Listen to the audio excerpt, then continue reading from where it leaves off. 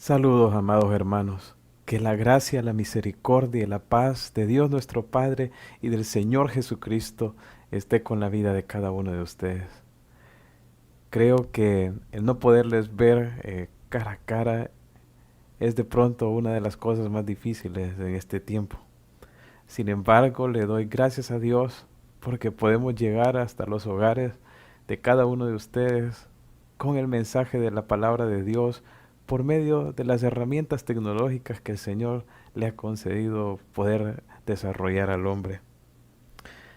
Antes de entrar en el estudio bíblico que vamos a estar desarrollando el día de hoy, quiero que me acompañen en oración y que podamos pedir al Señor su dirección, su guía, a través del Espíritu Santo en este tiempo de estudio bíblico. Oremos.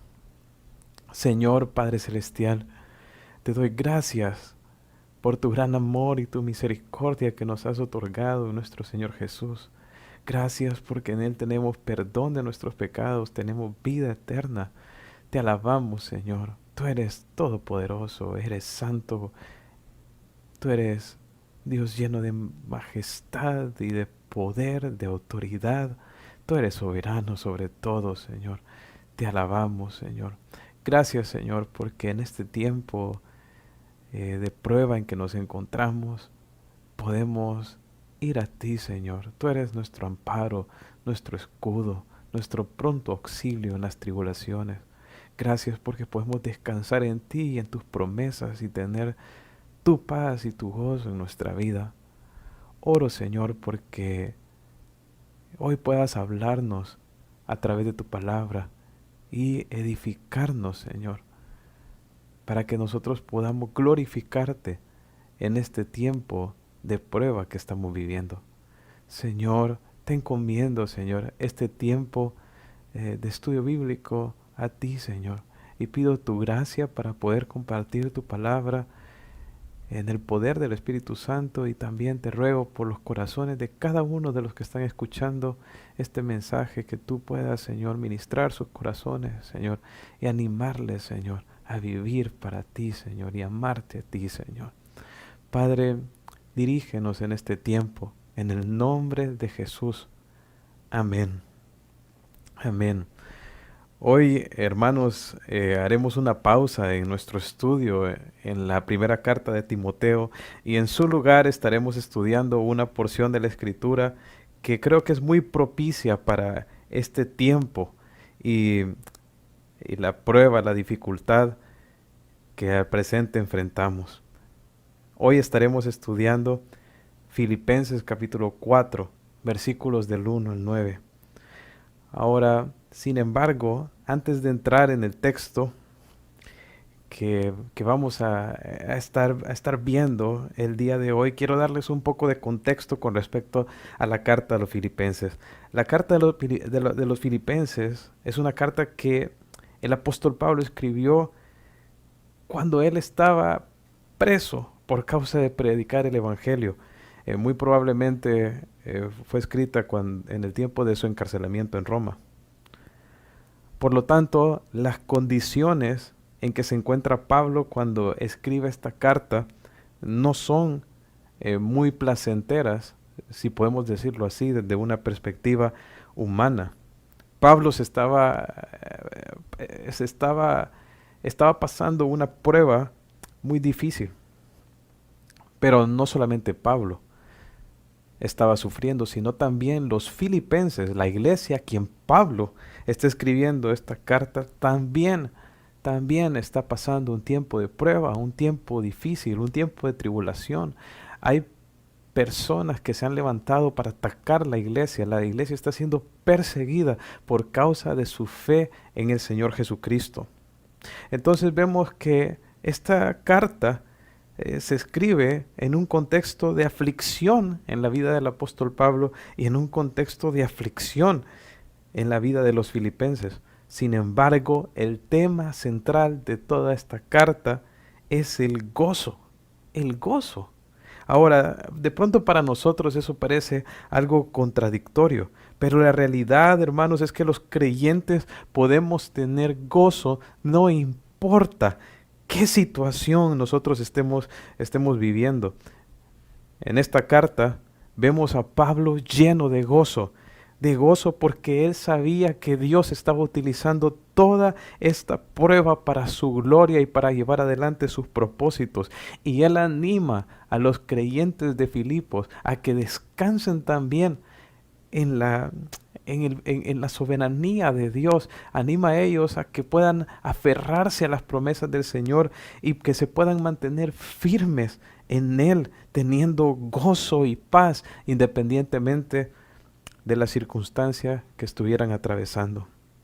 Ahora, pero por qué los creyentes de Filipos podían tener paz a pesar de que la estaban pasando bien mal, si podríamos decir así? Pues primeramente porque Dios estaba con ellos. El Señor Jesucristo les había salvado y ellos tenían la promesa de la resurrección con ellos. De eso habla Pablo en Filipenses capítulo 3, versículo 20, que es justamente el versículo que está antes del texto que vamos a estar estudiando el día de hoy. Dice Filipenses 3:20, nuestra ciudadanía está en los cielos, de donde también esperamos al Salvador, al Señor Jesucristo, el cual transformará el cuerpo de la humillación nuestra para que sea semejante al cuerpo de la gloria suya por el poder con el cual también puede sujetar a sí mismo todas las cosas. ¿Qué es lo que está diciendo Pablo aquí? Que nosotros, hermanos, no solo esperamos por las cosas de esta vida, sino que tenemos nuestra fe, nuestra confianza anclada en la esperanza de la manifestación de nuestro Señor Jesucristo. Nuestra esperanza está puesta en nuestro encuentro con Él y la transformación de nuestros cuerpos. Nuestra esperanza está puesta en el hecho de que somos ciudadanos del cielo, de que esta vida es temporal. Realmente a nosotros nos espera la vida eterna al lado de nuestro Señor Jesús. Por tanto, hermanos, a la luz de esta realidad, es la voluntad de Dios que al atravesar tiempos de aflicción no perdamos nuestra confianza, sino que perseveremos en la prueba, teniendo gozo y paz en nuestros corazones. Dios no nos quiere desesperados, no nos quiere desanimados, no nos quiere temerosos, tristes o fluctuantes. Ahora, ¿pero qué debemos entonces hacer para no desanimarnos, para no claudicar, para no tirar la toalla cuando nosotros estamos pasando en las pruebas, por las pruebas? ¿Qué debemos hacer para mantenernos estables en el Señor? Pues hoy vamos a ver, hermanos, 8 principios en estos 9 versículos que vamos a estar estudiando en Filipenses capítulo 4. Vamos a ver 8 principios para poder mantenernos firmes en el Señor en medio de las pruebas. Quiero invitarles, por lo tanto, a que puedan abrir sus Biblias y puedan ir conmigo a Filipenses capítulo 4. Filipenses capítulo 4, al versículo 1. Y dice así: así que, hermanos míos, amados y deseados, gozo y corona mía, estad así firmes en el Señor, amados. Ruego a Evodia y a Síntique que sean de un mismo sentir en el Señor. Asimismo, te ruego también a ti, compañero fiel, que ayudes a estas que combatieron juntamente conmigo en el Evangelio, con Clemente también y los demás colaboradores míos, cuyos nombres están en el libro de la vida. Regocijaos en el Señor siempre. Otra vez digo, regocijaos. Vuestra gentileza sea conocida de todos los hombres. El Señor está cerca. Por nada estéis afanosos, si no sean conocidas vuestras peticiones delante de Dios en toda oración y ruego con acción de gracias. Y la paz de Dios, que sobrepasa todo entendimiento, guardará vuestros corazones y vuestros pensamientos en Cristo Jesús. Por lo demás, hermanos, todo lo que es verdadero, todo lo honesto, todo lo justo, todo lo puro, todo lo amable, todo lo que es de buen nombre, si hay virtud alguna, si algo digno de alabanza, en esto pensad. Lo que aprendisteis y recibisteis y oísteis y visteis en mí, esto haced, y el Dios de paz estará con vosotros. Entonces noten cómo comienza el capítulo 4 de Filipenses. Pablo comienza exhortando a los creyentes a que se mantengan firmes en el Señor. Dice: así que, hermanos míos, amados y deseados, dice, gozo y corona mía, estad firmes en el Señor. Ahora, ¿qué es lo que está tratando de comunicar el apóstol Pablo al decirles que estén firmes en el Señor? Él se está refiriendo a estar firmes en su relación con el Señor Jesucristo, a mantenerse en continua comunión con Él, a no separarse de Él. Firmes es una palabra militar que hace referencia a mantenerse en una posición y no ceder en el campo de batalla. Cuando nosotros pasamos por pruebas, tribulaciones, como la que estamos pasando en este momento, tendemos a querer tirar la toalla, a ceder, a dudar, a entristecernos. Sin embargo, el Señor quiere que nosotros nos mantengamos firmes, firmes en nuestra relación con Él, firme buscándole a Él, dependiendo de Él, no confiando en nuestra propia fuerza, en nuestra propia sabiduría, sino recurriendo a Él continuamente para que Él nos dé su poder y su gracia en todo momento. De esto es lo que habla Hebreos capítulo 10, versículo 39, donde dice: pero nosotros no somos de los que retroceden para perdición, sino de los que tienen fe para preservación del alma. La idea de estar firmes es la idea de perseverar, perseverar en el Señor, en nuestra confianza en el Señor, en nuestra relación con el Señor, en buscarle a Él cada día. Esa es la idea.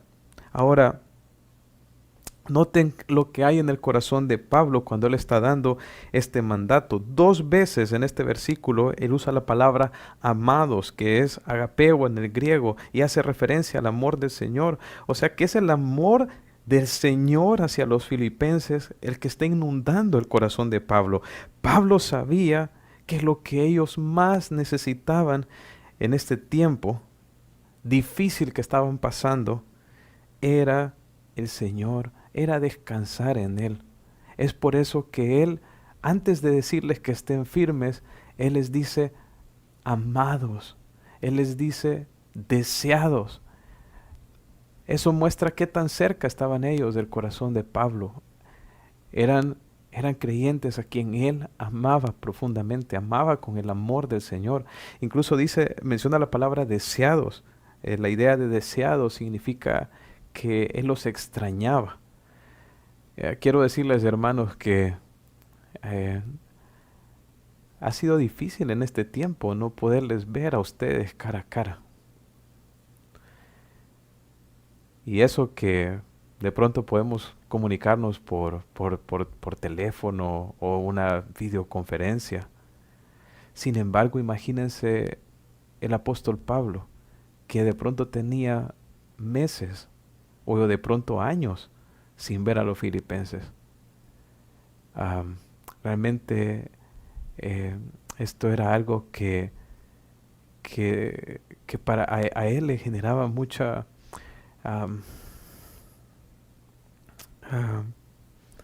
mucho extrañamiento, si podríamos decir. Él los extrañaba, a él le hacían falta, hermanos. Y yo creo que esto es lo que debe de existir entre los creyentes. Am, Cuando el amor del Señor está en nosotros, deseamos vernos, deseamos estar juntos, pero también ese amor ah, nos lleva a animarnos unos a otros. Pablo aquí, por el amor que les tiene, los está animando a permanecer firmes en el Señor, a no darle un espacio al enemigo para que ellos den un paso atrás, sino para que sigan perseverando en su comunión con Dios. Ahora, pero no solo hay amor en Pablo, también dice aquí que hay gozo. Dice que le dice a los filipenses que ellos son su gozo y su corona. Ahora, ah, ¿cuál es la idea de que ellos son su gozo? Pues la iglesia de Filipos estaba compuesta por personas que realmente se habían entregado al Señor Jesucristo y habían experimentado una transformación en sus vidas como resultado de la obra del Evangelio. Eran personas que habían dado fruto. De hecho, en Filipenses capítulo 1, versículo 6, Pablo dice, estando persuadido de esto, que el que comenzó en vosotros la buena obra, la perfeccionará hasta el día de Jesucristo. Pablo estaba convencido de que los filipenses eran genuinos creyentes, porque él había visto la transformación que el Señor había hecho en ellos. Pablo sabía que su trabajo con los filipenses no había sido en vano. Ellos eran su corona. Él sabía que en el día del Señor Él iba a presentar las almas de los filipenses como una ofrenda al Señor Jesucristo. Y es por eso que Pablo les anima a estar firmes, pues ellos son su gozo y Él quiere que ellos permanezcan y sigan avanzando y no claudiquen en ningún momento en su relación con el Señor Jesús. Ahora, pero ¿qué otro principio importante debemos tener en mente cuando nosotros pasamos por pruebas? Miren lo que dice el versículo 2. Dice, ruego a Evodia y a Síntique que sean de un mismo sentir en el Señor. Asimismo te ruego a ti, compañero fiel, dice, que ayudes a estas que combatieron juntamente conmigo en el Evangelio, con Clemente también y los demás colaboradores míos cuyos nombres están escritos en el libro de la vida. El segundo principio para glorificar a Dios en las pruebas es teniendo armonía los unos con los otros. Es fácil que cuando nosotros pasamos un tiempo de aflicción, la situación nos frustre tanto al punto que nosotros empezamos a pelear con todas las personas que tenemos a nuestro alrededor. He visto muchas personas haciendo bromas en este tiempo con respecto a las peleas que se están dando en los hogares por lo extendido de la cuarentena. Algo similar estaba ocurriendo en la iglesia de Filipos. Había dos mujeres que estaban enemistadas. ¿Cuál es el nombre de estas mujeres? Pablo lo menciona en esta carta. Es Evodia y Síntique. Estas dos mujeres eran mujeres creyentes. Y no solo creyentes, eran mujeres que servían, que habían servido al lado del apóstol Pablo en la predicación del Evangelio en la ciudad de Filipos. O sea que estas eran mujeres que se habían convertido, pero que también habían dispuesto su esfuerzo, sus energías para trabajar en la obra de Dios. Pero ahora estas dos mujeres estaban peleadas, estaban peleadas. Y es por eso que el apóstol Pablo las llama a unirse. ¿Y cómo se van a unir? Pues teniendo el mismo sentir. Hermanos, si hay alguien que sabe bien la estrategia de divide y vencerás, es Satanás. Y él se aprovecha muchas veces de los tiempos de prueba para tratar de dividirnos.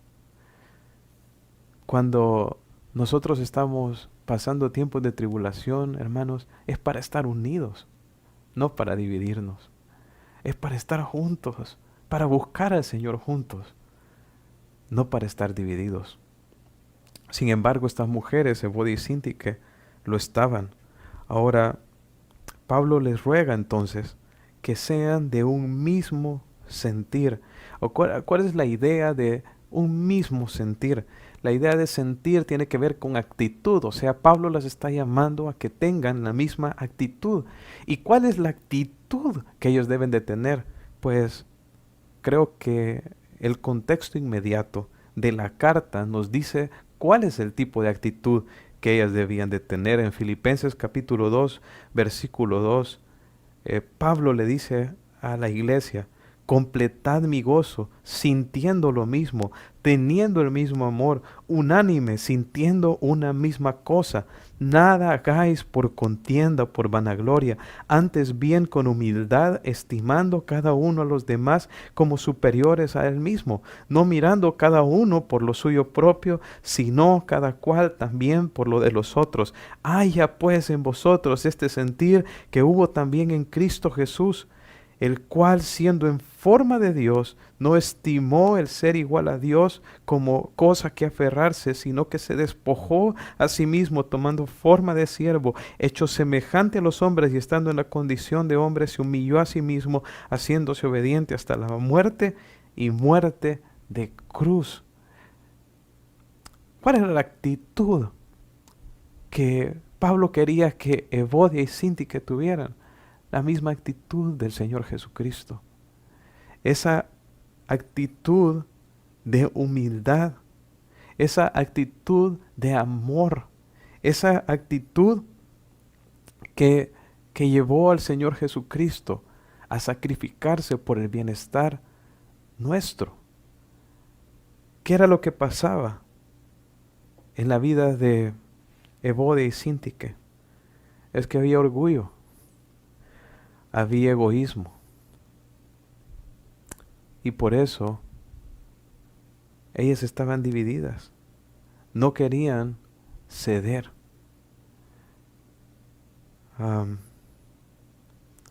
Hermanos, y muchas veces nos ocurre eso cuando nosotros estamos pasando por pruebas. Nos llenamos de orgullo. No queremos perdonar a las personas.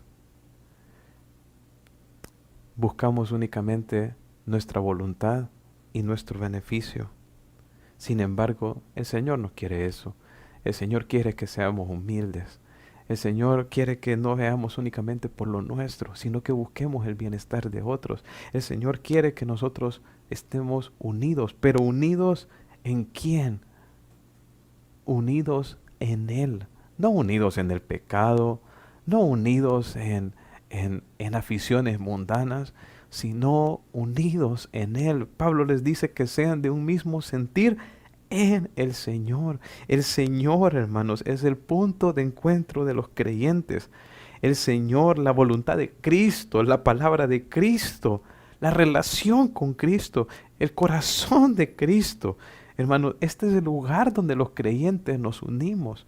Cuando nosotros tenemos la misma actitud de Cristo, lo único que queremos hacer, hermanos, es hacer la voluntad de Dios.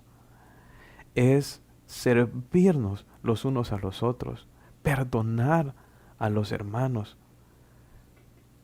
Y esto era lo que Pablo quería que Evodia y Síntique tuvieran. Tal es el deseo de Pablo, que ellas estén unidas, que le ruega a uno de sus compañeros en la obra del Evangelio a que se involucre para que sirva como mediador y ayude a que estas dos mujeres que una vez combatieron en la obra del Evangelio se puedan reconciliar y se puedan unir. Dios quiere que haya armonía entre nosotros, que tengamos paz entre nosotros y con los que están a nuestro alrededor, que seamos prontos para perdonar y también para reconocer si nos hemos equivocado, que seamos humildes, para que podamos ser uno. Ahora bien, hasta el momento entonces hemos visto dos principios de cómo debemos responder ante las pruebas. Uno es firmeza en el Señor y el otro es armonía unidad en el Señor. Ahora, en el versículo 4 nos da el tercer principio. Dice, regocijaos en el Señor siempre. Otra vez digo, regocijaos. Lo tercero a lo que Pablo invita a los creyentes es a regocijarse en el Señor, alegrarse en el Señor. Noten nuevamente cómo se repite, en el Señor, porque todo esto es en el Señor. Son cosas que fluyen de nuestra relación con el Señor Jesucristo, del hecho de que estamos en Cristo, de que le conocemos, que tenemos una relación con Él, de que nos hemos convertido, nos hemos arrepentido de nuestros pecados, le hemos entregado nuestra vida a Él. Estos son los frutos que Dios quiere ver en nuestra vida. Ahora, entonces, ¿cuál es el tercer principio que Pablo les da aquí? Es que deben regocijarse. Ahora, eso se dice fácil, ¿no es así? Especialmente cuando estamos pasando por tribulación. De pronto nosotros le diríamos a Pablo, bueno Pablo, pero de pronto para ti es fácil, ¿verdad? Pero no es fácil para nosotros estar gozosos cuando hay un peligro de que podamos perder el trabajo, de que economía se hunda, de que personas se enfermen y mueran, ¿verdad? Sin embargo, tenemos que recordar que Pablo está preso cuando él está escribiendo esta carta. Sin embargo, él está lleno de gozo. Ahora, pero ¿cuál era la fuente de gozo en la vida del apóstol Pablo? Era el Señor, era el Señor. Y eso era lo que él quería que los filipenses tuvieran también. Pablo les dice, regocijaos en el Señor, ¿verdad? ¿En qué se podían regocijar los creyentes? En el hecho de que la presencia de Dios estaba con ellos, de que Jesucristo estaba con ellos, ¿verdad? No dice Pablo, regocíjense cuando las circunstancias mejoren, o regocíjense porque todo va bien a su alrededor. No, Pablo les dice, regocíjense en el Señor, regocíjense en el hecho de que ustedes son de Él, de que Él los ama, de que Él entregó su vida por ustedes en la cruz, de que Él nunca los dejará. Él nunca quitará su cuidado de ustedes. Es un llamado a permanecer, a gozarse en la persona del Señor, en sus promesas, en su amor, en su cuidado para con nosotros. Hermanos, cuando nosotros, aunque estemos pasando por momentos de tribulación, cuando nosotros empezamos a pensar en el Señor, en lo que ha hecho por nosotros, en su sacrificio en la cruz por nosotros, cuando nosotros empezamos a meditar en su persona, en su amor, ¿sabe qué se disipa, hermanos? Se disipa el dolor, se disipa la tristeza, se disipa la duda. Y ahí es cuando viene el gozo. Ahora, ¿cuándo es que ellos debían gozarse? Dice, siempre, siempre. Regocijaos en el Señor, dice, siempre. ¿Qué significa? Es en todo momento. Y es cierto que vamos a pasar momentos duros y difíciles en nuestra vida, momentos donde vendrá intenso dolor y tristeza, pero aún en esos momentos difíciles nosotros podemos gozarnos en el Señor. Podemos gozarnos en el hecho de que tenemos una relación con Él, de que Él nos ama y nos cuida, y también en el hecho de que todas las circunstancias, todas las tribulaciones, hermanos, solamente son temporales. Nuestra eternidad está segura en el Señor Jesucristo. Las pruebas no son para siempre, pero pero el Señor Jesús y nuestra vida con Él sí es para siempre. El amor del Señor para con nosotros, hermanos, es inquebrantable, e inagotable. Esa simple verdad debería animarnos a nosotros a estar gozosos. Ahora, noten algo interesante en este mandato que el apóstol Pablo da en este pasaje, y es que lo repite. Él dice al inicio del versículo, regocijaos en el Señor siempre, y luego hace un énfasis. Otra vez digo, regocijaos. Y bueno, lo que el apóstol Pablo está haciendo aquí es haciendo énfasis. Ahora, ¿pero por qué? Yo creo que es porque realmente Dios conoce nuestra tendencia natural, hermanos, y pecaminosa, a desconfiar, a entristecernos, a temer, a deprimirnos en las dificultades. Y por eso el Señor nos repite el mandato para recordarnos que podemos gozarnos, no solo que debemos regocijarnos, que debemos gozarnos. Tenemos, hermanos, que tener cuidado de no convertirnos en víctimas de nuestras emociones. Pablo les está diciendo a los creyentes aquí que se gocen, o sea, que sean obedientes y experimenten el sentimiento de alegría que se encuentra en la relación, en su relación con el Señor Jesucristo. A veces nosotros pensamos que las emociones no las podemos controlar y que si en este momento siento tristeza, esa tristeza no puedo sacudírmela y que esa tristeza me controla. Pero no es así, hermanos. Podemos gozarnos, podemos someter nuestras emociones a la voluntad de Dios. ¿Cómo? A través de Él, por el poder del Señor, por el poder del Espíritu Santo. No tenemos por qué dejarnos llevar por la desesperación en los momentos críticos de nuestra vida. Podemos tener confianza, podemos tener paz y podemos tener gozo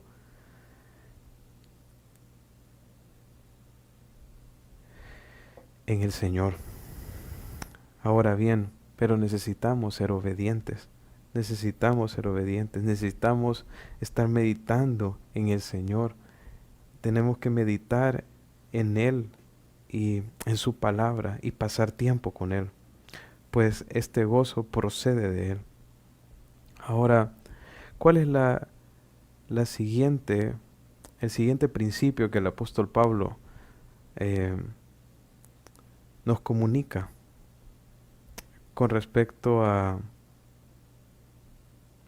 cómo mantenernos firmes en el Señor, en las pruebas? En el versículo 5 dice, vuestra gentileza sea conocida de todos los hombres, el Señor está cerca. La palabra gentileza, hermanos, significa amabilidad. Cuando nosotros pasamos por pruebas, no es solo fácil perder el gozo, sino que también es fácil perder la amabilidad y empezar a tratar a los demás de una manera hiriente y áspera. Es fácil ponernos enojados y volvernos críticos y murmuradores. Pero este no es el tipo de trato que Dios quiere que nosotros le demos a las demás personas. Él quiere que nosotros tratemos a las personas de una manera amorosa y amable. La amabilidad, hermanos, la gentileza es fruto del Espíritu Santo. Es una evidencia de que nosotros nos estamos sometiendo al control de Dios, que estamos rindiéndole nuestra vida a Él.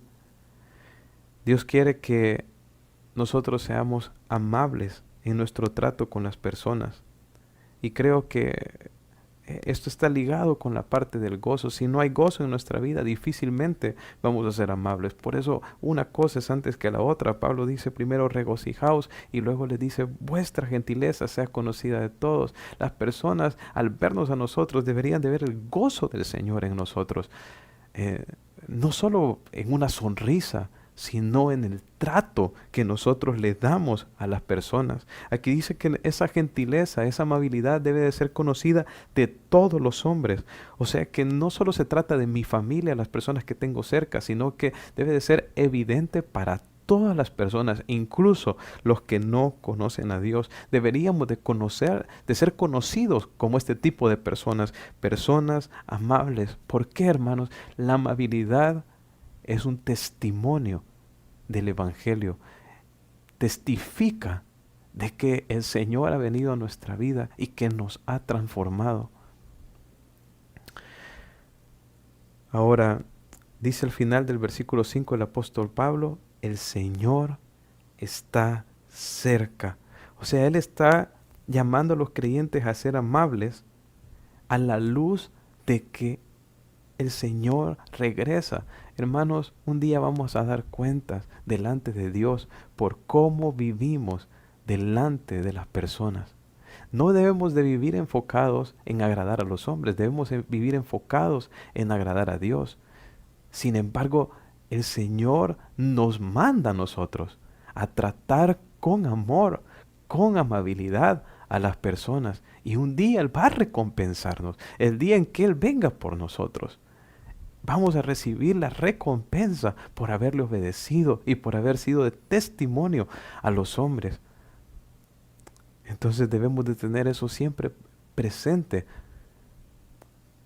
cuando en nuestro trato con las personas, que vamos a dar cuentas, hermanos. El Señor está cerca. Ahora bien, ¿qué más? En el versículo 6 nos da otro principio. Es el principio número 5. Dice el versículo 6, por nada estéis afanosos, sino sean conocidas vuestras peticiones delante de Dios en toda oración y ruego con acción de gracias. Para nosotros, hermanos, poder enfrentar las pruebas y las tribulaciones de una manera que glorifique a Dios, nosotros tenemos que dejar de lado la ansiedad, tenemos que renunciar a la preocupación. Aquí dice, por nada estéis afanosos. Eso se podría traducir como por nada estén preocupados. Por nada, por nada, por nada estén estresados. Por nada estén ansiosos. Esa es la idea. Hermanos, cuando nosotros nos llenamos de ansiedad, desobedecemos a Dios. Siempre van a venir pruebas. El Señor lo dijo, que en este mundo tendríamos aflicción. Van a venir muchas situaciones difíciles. Y nosotros tenemos que entender que lo que Dios quiere que hagamos en esas situaciones es primeramente no preocuparnos, no afanarnos, no ponernos ansiosos, no llenarnos de temor ante estas pruebas. Entonces, en lugar de eso, ¿qué es lo que Dios quiere que nosotros hagamos? Dice, sino que sean conocidas vuestras peticiones delante de Dios en toda oración y ruego con acción de gracias. ¿Qué es lo que quiere el Señor? ¿Ah? Él quiere que nosotros seamos personas de oración, personas que dependen de Él. Ahora no te dice que sean conocidas vuestras peticiones. Dios quiere que nuestra dependencia sea honesta, que nosotros expresemos a Él nuestras peticiones, aquellas cosas que nosotros anhelamos que Él obre a nuestro favor. El Señor quiere que nosotros le pidamos. Él es nuestro Padre, hermanos. Y Y la Biblia dice que si nosotros, siendo malos, sabemos dar buenas cosas a nuestros hijos, cuánto más vuestro Padre que está en los cielos nos dará buenas cosas. Hermanos, Él quiere darnos cosas buenas. ¿Qué tenemos que hacer nosotros? Ir y pedir. Dios se goza en proveernos, pero también Él quiere que nosotros vayamos y le expresemos a Él esa dependencia que, que tenemos de Él, que reconocemos que no somos independientes, sino que le necesitamos. Ahora, pero noten que no solo habla de peticiones, sino también, Él habla acerca de presentar nuestras peticiones en toda oración, pero también menciona ruego. Y la idea de un ruego es un clamor, es una solicitud humilde. Dios quiere que nosotros le expresemos esas cosas que, que necesitamos, ¿verdad? Y que le pidamos a través de nuestra oración, pero también el Señor quiere que nosotros lo hagamos de manera humilde, no de manera exigente, no declarando o imponiendo como si Dios estuviera obligado a obedecernos a nosotros. No, hermanos, debemos de ir a Él con una actitud humilde, humilde, de un ruego, entendiendo que Él es Señor y nosotros somos necesitados. Necesitamos de su gracia, necesitamos de su provisión, necesitamos de su poder. Entonces necesitamos hacerlo con una actitud de ruego. Pero en nuestra oración también debe de estar saturada de acción de gracias. Entonces, por un lado es oración, ¿verdad? Expresamos nuestras peticiones en oración. También lo hacemos de manera humilde, pero también lo hacemos de una forma agradecida. Agradecida. Hay muchas razones, hermanos, por las cuales nosotros podemos estar agradecidos con el Señor. Tantas, su misericordia ha sido tan grande para con nosotros. Sus misericordias son nuevas cada mañana, cada mañana. Hermanos, solo con el hecho de tener la salvación en nuestro Señor Jesucristo sería suficiente. Tenemos suficiente razón para estar todos los días agradecidos con Él. Es fácil que cuando nosotros pasamos por pruebas, por persecución, por aflicción, vivamos quejándonos, criticando, nos sintamos infelices, pero Dios quiere que nosotros demos gracias, aprendamos a ser agradecidos, agradecidos con Él. Él es bueno, hermanos, y todas las cosas, aun aquellas que a nosotros nos parecen malas, el Señor las usa para bien en la vida de los que le aman. Ahora, ¿cuál es la promesa de Dios para aquellos que recurren a Él en esa oración, en esos ruegos y en acción de gracias a Él? La promesa del Señor es paz. Mira, el versículo 7 dice, y la paz de Dios, que sobrepasa todo entendimiento, guardará vuestros corazones y vuestros pensamientos en Cristo Jesús. ¿Qué es lo que el Señor nos promete cuando nosotros vamos a Él? En lugar de ponernos ansiosos, de ponernos preocupados, de estresarnos, en lugar de eso nosotros recurrimos a Él, dependemos de Él, vamos a Él en oración. Él nos promete darnos su paz. Dice, la paz de Dios, la paz que procede de Él. Él es la fuente.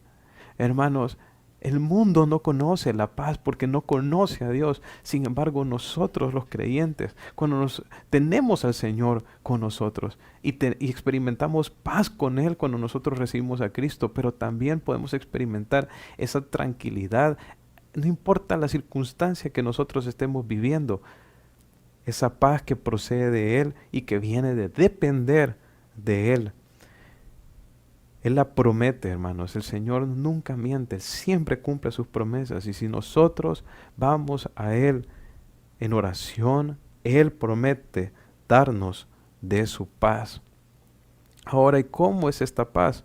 Bueno, hermanos, es sobrenatural. Dice que sobrepasa todo entendimiento. ¿Qué tipo de entendimiento? Todo entendimiento humano, todo razonamiento humano, ¿verdad? Los hombres realmente no pueden entender por qué los cristianos podemos tener paz, aunque tengamos X o Y prueba ocurriendo en nuestra vida. Podría ser que tuviéramos un cáncer terminal y podríamos estar llenos de gozo. He conocido muchos hermanos y hermanas que han estado en una situación de esas y están llenos de gozo. Recuerdo un hermano que estaba a punto de morir por un cáncer terminal. La esposa estaba llorando y él la llamó, la acercó hacia él y le dijo, amor, no llores. El Señor está usando este cáncer, es el carro de fuego con que Él me lleva a estar en su presencia. Hermanos, solo los creyentes, los que tenemos al Señor de nuestro lado, podemos experimentar esto. Es una promesa de Dios para sus hijos, los hijos de Dios que dependen de Él. Y es que vamos a tener su paz. Dice Isaías 26:3, tú guardarás en completa paz aquel cuyo pensamiento en ti persevera, porque en ti ha confiado, ha confiado. Ahora, pero ¿qué más incluye esta promesa? Dice al final del versículo 7, guardará la paz, tendrá otro efecto en nuestra vida. Dice, guardará vuestros corazones y vuestros pensamientos en Cristo Jesús. Guardar aquí, hermanos, la palabra guardar es un término militar que significa mantener bajo vigilancia continua. La paz de Dios en nuestra vida, hermanos, nos protege. ¿Nos protege de qué? Nos protege de la duda, nos protege de la tristeza, nos protege de la ansiedad, nos protege del temor, nos protege de pecar contra el Señor. Cuando nosotros nos dejamos llenar de ansiedad, nos dejamos llenar de temor, empezamos a tomar decisiones en base a temor y son decisiones equivocadas, empezamos a pecar, a decir cosas que no deberíamos de decir, empezamos a actuar de una manera que no deberíamos de actuar. ¿Todo por qué? Porque hemos dejado entrar en nuestra vida cosas que Dios no quiere que nosotros tengamos. Sin embargo, cuando nosotros dependemos del Señor, experimentamos su paz, la paz del Señor es como un escudo alrededor de nosotros, alrededor de nuestro interior, y protege nuestro corazón de que no entre la duda ni la tristeza, sino que en nuestro interior podamos estar confiados, podamos estar tranquilos, descansando en el Señor. Dice, guardará vuestros corazones y vuestros pensamientos. Eso alude a todo el interior del creyente. Significa que nuestros pensamientos, nuestra voluntad, nuestras emociones van a estar protegidas por la paz del Señor. Ahora, pero ¿qué más, hermanos, debemos de tener nosotros en las pruebas? Debemos tener una mente enfocada. Dice el versículo 8, dice, por lo demás, hermanos, todo lo que es verdadero, todo lo honesto, todo lo justo, todo lo puro, todo lo amable, todo lo que es de buen nombre, si hay virtud alguna, si hay algo digno de alabanza, en esto pensad, en esto pensad. La idea de en esto pensar tiene que ver con que en eso es lo que nuestros pensamientos deben de estar enfocados. Habla acerca de las cosas que deben de ser nuestra meditación. Hermanos, es importante que cuando nosotros estamos pasando tiempos de dificultad, nuestros pensamientos estén ubicados en el lugar correcto. En este tiempo que estamos viviendo ahora, somos bombardeados por una gran cantidad de información. Ahora, muchas veces esa información que recibimos nos conduce a la preocupación, nos conduce al temor. Entonces, pero Dios no quiere eso en nosotros. Entonces, ¿qué quiere el Señor? Más bien que nuestros pensamientos estén enfocados en lo correcto. ¿Y qué es en lo que Dios quiere? Que nuestra mente esté fijada, esté meditando constantemente. Primeramente dice lo verdadero, en lo que es verdad. en lo que es honesto, en lo que es justo, en lo que es puro. Ahora, hermanos, ¿qué, qué es lo verdadero? Cada una de estas cosas que se mencionan aquí, hermanos, habla acerca de las excelencias, de las excelencias de Dios, de, de cosas que solamente se dan en Dios. La Biblia dice que solo Dios es verdadero. La Biblia dice que solo Dios es justo. La Biblia dice que solamente Dios es puro, que solamente Él es digno de alabanza. Entonces, ¿a qué se está refiriendo aquí cuando dice lo verdadero, lo honesto, lo justo? Tiene que ver con que nosotros estemos pensando en Dios, estemos pensando en Él, en sus atributos. En otras palabras, en su palabra, en su revelación, porque es a través de su palabra que Dios se ha dado a conocer a nosotros. ¿Qué es? Sabemos por lo que dice Juan capítulo 17, que la palabra de Dios es la verdad. Santifícalos en tu verdad, dijo el Señor Jesucristo. Tu palabra es la verdad. ¿Qué es pensar en lo verdadero, hermanos? ¿Qué es pensar en lo honesto? ¿Qué es pensar en lo que es justo, en lo puro, en lo amable, en lo de buen nombre? Es que nosotros pensemos en el Señor y en su palabra. Es que nuestra mente esté saturada de la palabra de Dios, que en lugar de estar llena de otras cosas, llena de noticias, llena de, de, de lo que una persona aquí dice, lo que otra persona por acá, por lo que otra persona dice, que nuestros pensamientos estén llenos, saturados de la palabra de Dios, de la palabra de Dios. Dios quiere que nuestra mente esté enfocada en Él. Hermanos, nosotros somos un reflejo de lo que pensamos. Los creyentes son transformados por cambiar su manera de pensar. Si nosotros estamos pensando mal, hermanos, vamos a actuar mal también. Pero Dios quiere que nosotros pensemos en Él, que pensemos en su palabra. ¿Y cuál va a ser el resultado de que nuestra mente esté enfocada en Él? Es que también vamos a actuar de la manera en que Dios le agrada.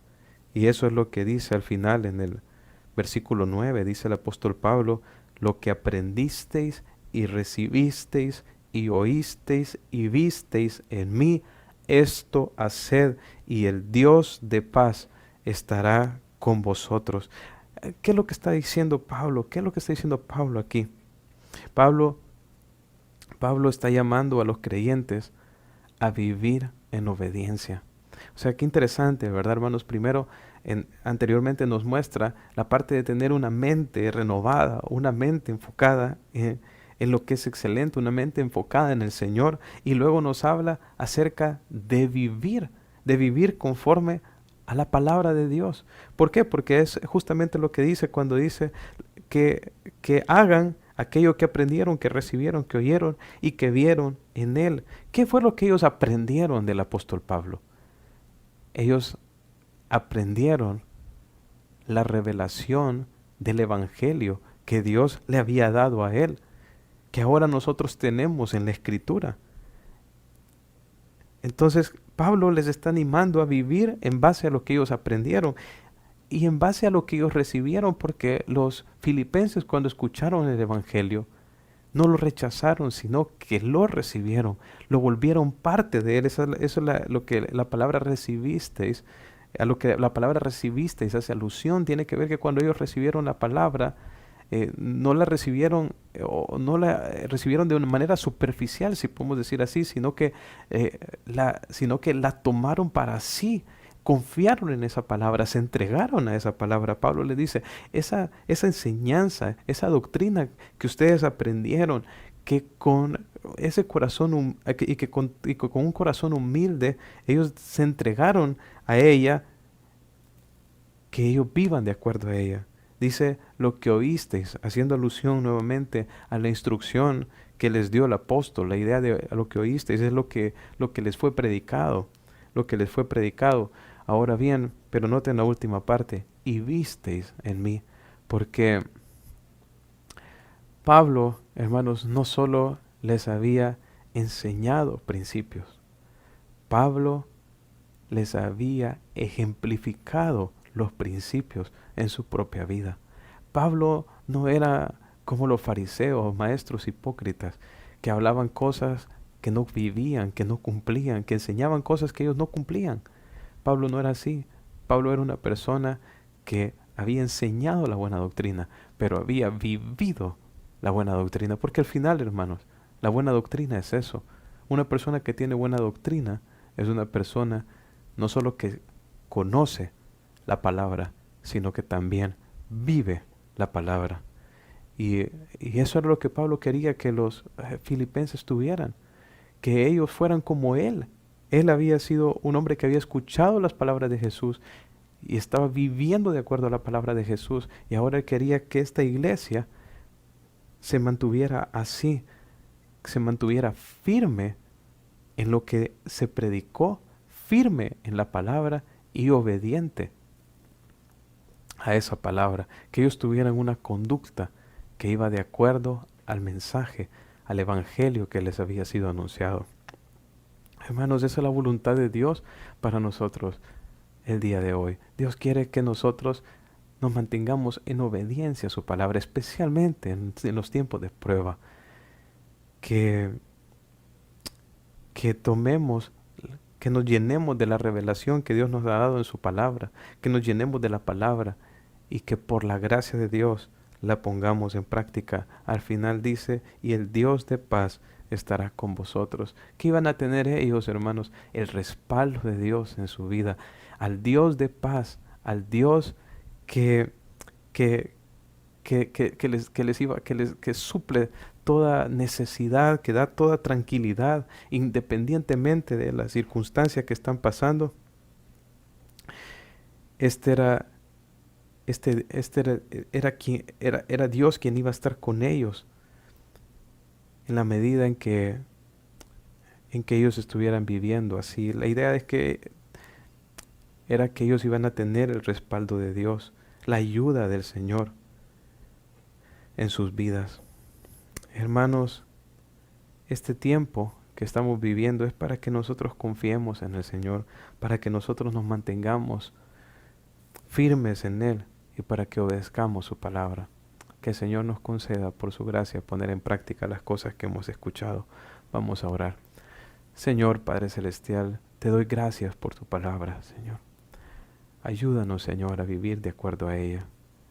Concédenos, Señor, el no preocuparnos por nada ni estar ansiosos, sino estar confiados en ti, Señor.